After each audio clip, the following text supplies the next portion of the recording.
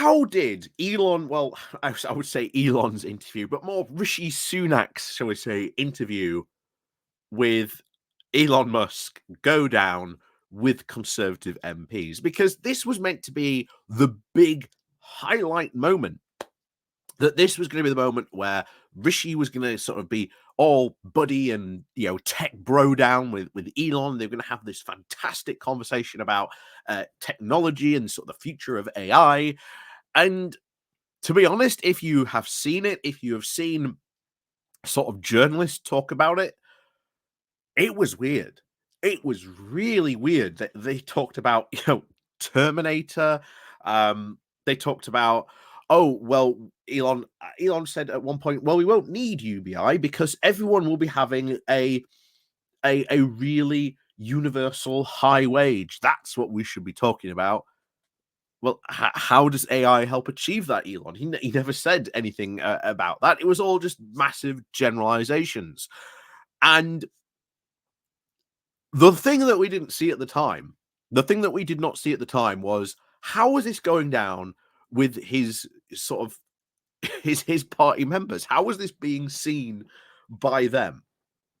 Now, I will say this now: the general public consensus was we didn't see it because it was on X. We only saw the news reports afterwards, and like I say, the news reports weren't kind to Rishi Sunak or Elon Musk, saying that it was a weird, almost vanity project. We've talked about before the questions did not come from journalists; they were pre-curated, and only businessmen were allowed to ask questions, which again seems really odd, but there you go.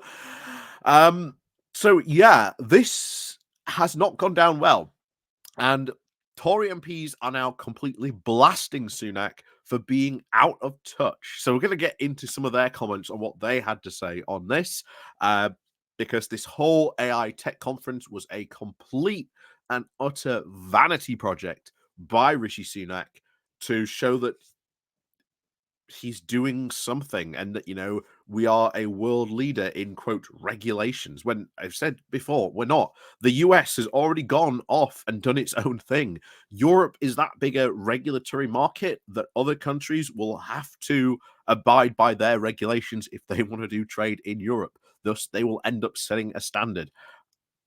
Meanwhile, we're a tiny market. But again, that's the failure of global Britain. And like I say, we've already done a video about that. But before we get into the reaction from these Tory MPs, please do remember to click on the like, share, and subscribe button. And of course, down below, there is a link to my Patreon page and a one-off donation link called Buy Me Coffee, where you can buy me coffee. There is the YouTube thank you button, and of course, the Pony Club as well. You can join down below as well. So let's have a look at what these Tory MPs have had to say. So, many Tory MPs have accused Rishi Sunak of offering the electorate dystopia after the appearance with Elon Musk, in which the billionaire warned that artificial intelligence could take everyone's jobs and leave them searching for meaning in their lives. Yeah, that was another thing that Elon said that was really weird. Yeah, it's going to take everyone's job, and you're going to have to go and search for meaning in your life. That was really weird. Many MPs were left baffled by the Prime Minister's decision to conduct an interview with the Tesla and X, formerly Twitter owner, at the end of the AI Safety Summit at Bletchley Park.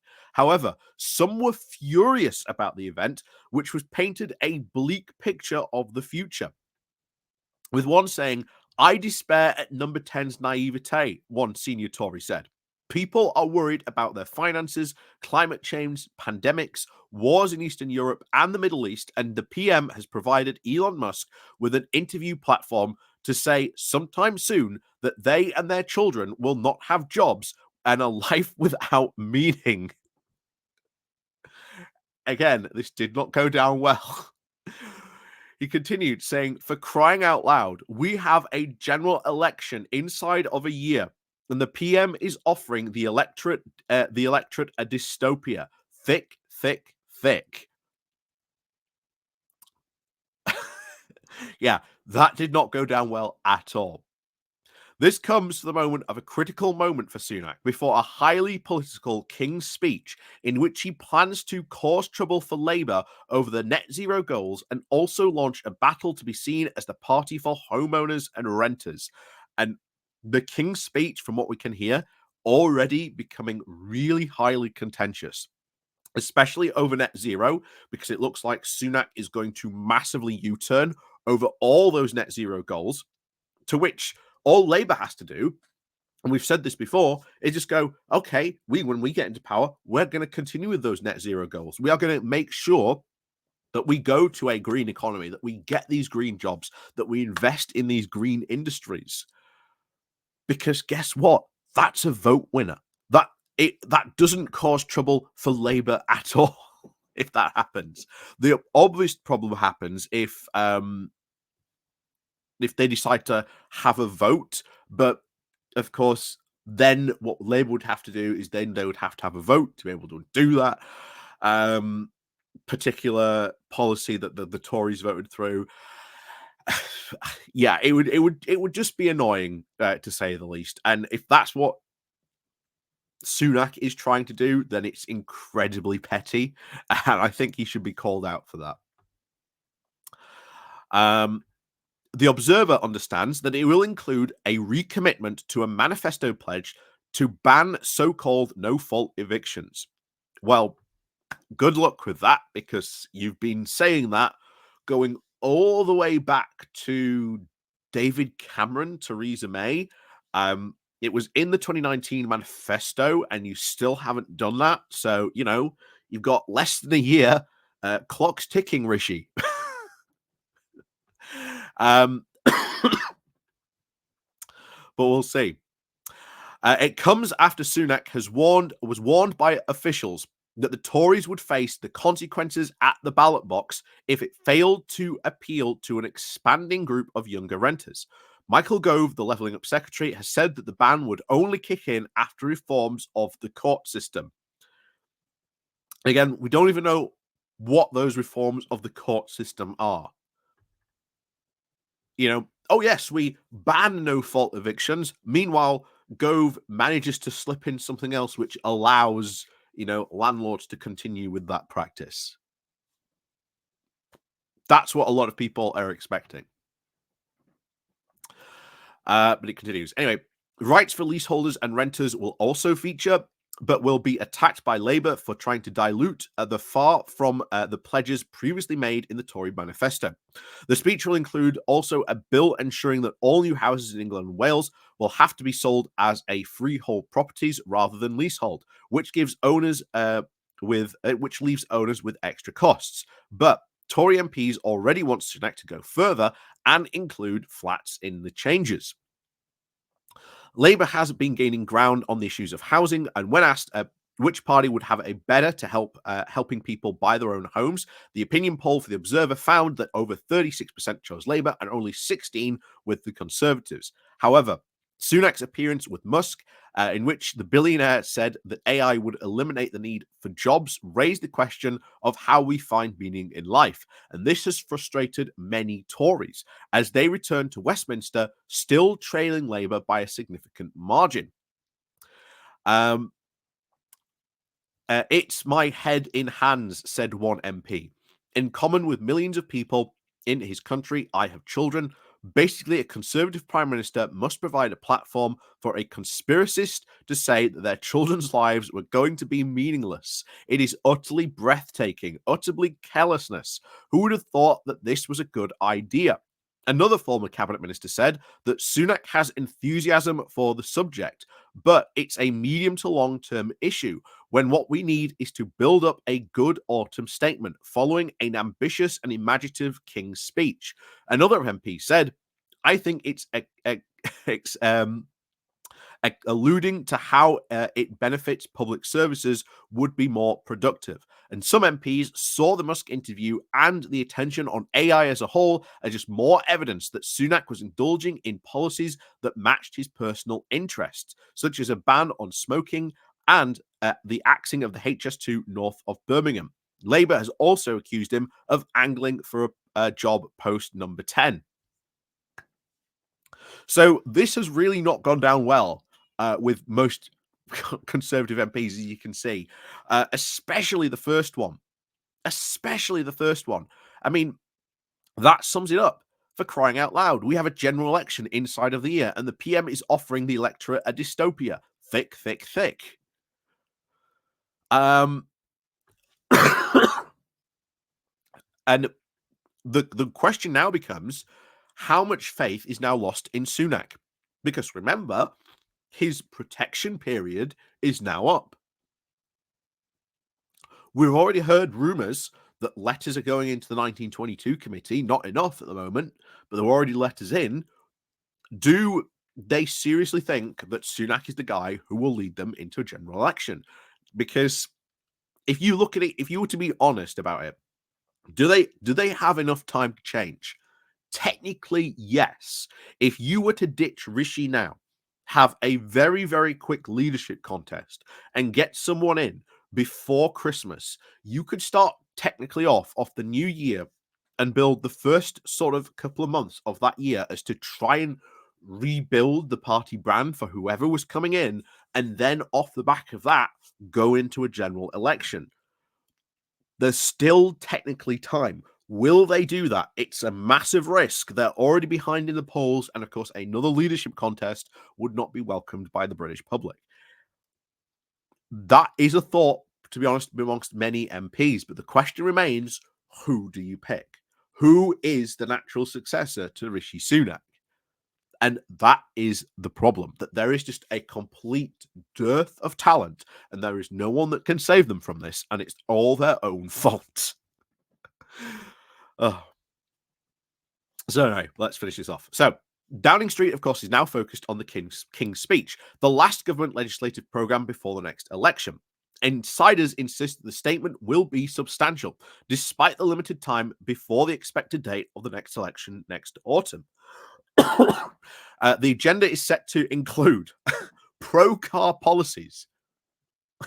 Again, pro-car policies.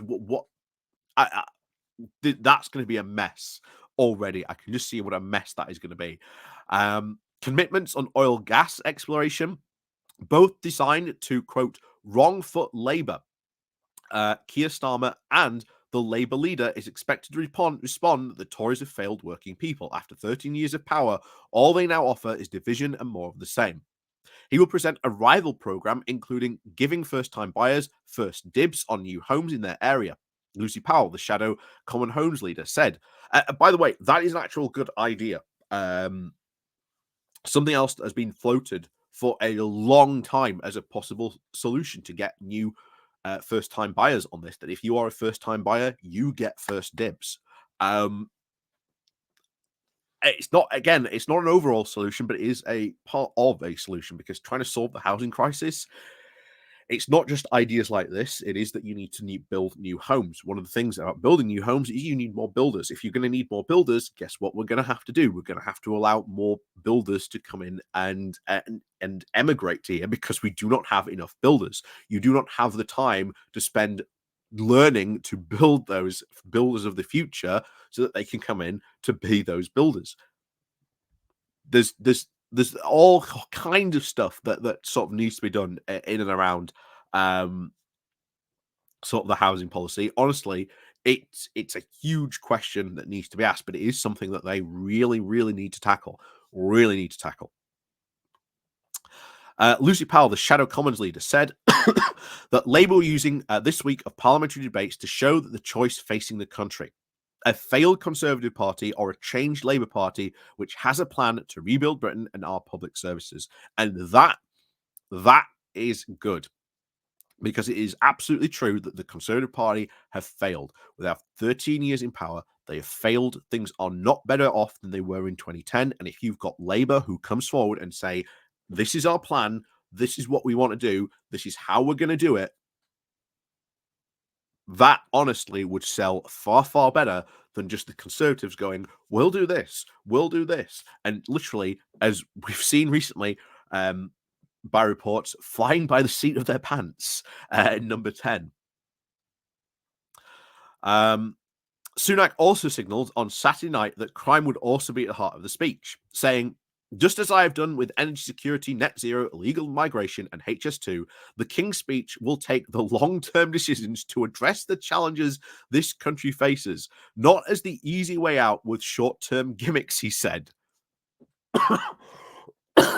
um, Cancelling HS2 is the most shortest term gimmick we have ever seen. The stuff that Sunak has put back, these northern suggestions, as I've said, not even going to really affect people, not even going to do stuff in the north. Um, yeah, that just screams to me of pure absolute desperation from someone who really does not know what they're doing. Because even on those pledges, energy security, net zero, illegal immigration, all those things he is failing on massively. And illegal immigration, to solve that, well, fund the asylum system, refund the court system, and make safe routes across the channel. We've said this, I don't know how many times. Solves the problem. Job done. Dusted. You know, are there still going to be problems? Absolutely. But to be honest, those two things, as always, job done and dusted. Henry also said, as part of the government's commitment to create a better and brighter future for people, the King's speech will also include a package of measures focused on strengthening our society, helping people to feel safe in their communities. Yeah. Out of touch. Completely out of touch. And like I said, optically, this speech has not gone down well. We'll see what comes in the King's speech. Of course, it's them saying one thing, but then it becomes what is the policy? Like this, pro car policy. Well, what do you mean pro car policy? Are you just going to undo some of the stuff for the ULEZ stuff?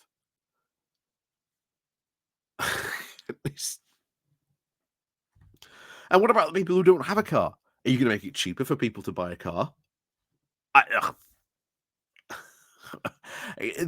Honestly, it reeks of desperation, especially when you had the cancellation of HS2, one of the biggest infrastructure rail projects the UK have been building for years. The government knew the costs. So whenever Rishi Sunak said, we didn't know about the costs, he knew. He was Chancellor of the Exchequer. He was signing the checks. All